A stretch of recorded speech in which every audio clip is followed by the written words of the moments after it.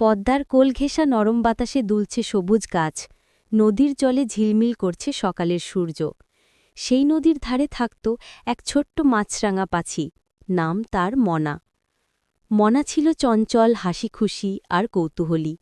প্রতিদিন সে নদীর ধারে উড়ে বেড়াত, মাছ ধরত, আবার জলের গল্প শুনত।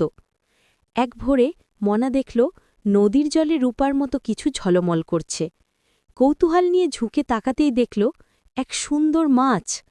মাছটি হেসে বলল, ভয় পেও না, আমি ইলিশ, আমি সাগর থেকে এসেছি।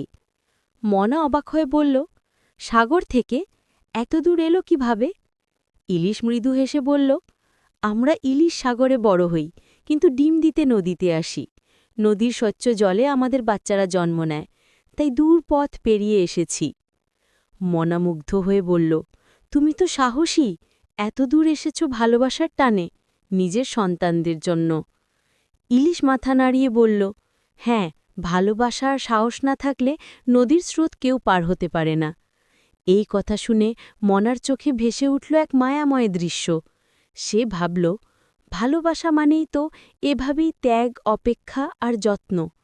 ঠিক যেমন নদী আপন করে নেয় সাগরের সন্তানকে, ঠিক তেমনি ভালোবাসা মানুষকে টেনে রাখে জীবনের স্রোতে। হঠাৎ ইলিশের মুখে ছায়া নেমে এলো। সে বলল, কিন্তু মানুষ আমাদের ধরতে আসে জালে, অনেক মা ইলিশ নদীতে আসার আগেই ধরা পড়ে যায়। মনা চুপ করে গেল, তার চোখে দুঃখের ছায়া। সে বলল, যদি সব মা ইলিশ ধরা পড়ে যায়, তবে নদীতে নতুন প্রাণ কেমন করে জন্মাবে?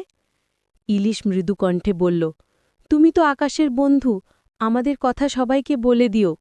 মনা মাথা নাড়ল, তারপর সে গ্রামের শিশুদের ডেকে বলল, 25 সেন্টিমিটারের চেয়ে ছোট ইলিশ আর ডিমওয়ালা মা ইলিশ ধরো না। ভালোবাসা মানে শুধু পাওয়া নয়, বাঁচিয়ে রাখা। শিশুরা প্রতিজ্ঞা করল, আমরা নদীকে বাঁচাবো, ইলিশকে বাঁচাবো। আর সেই দিন থেকে নদীর জলে ইলিশেরা নিরাপদে সাঁতার কাটতে লাগল, আর মনা আকাশে উড়ে বেড়াল সুখে ভালোবাসায় ভরা হৃদয় নিয়ে। কারণ ভালোবাসা ঠিক পদ্মার জলের মতো, যতই দূর যাক ফিরে আসে তার নিজের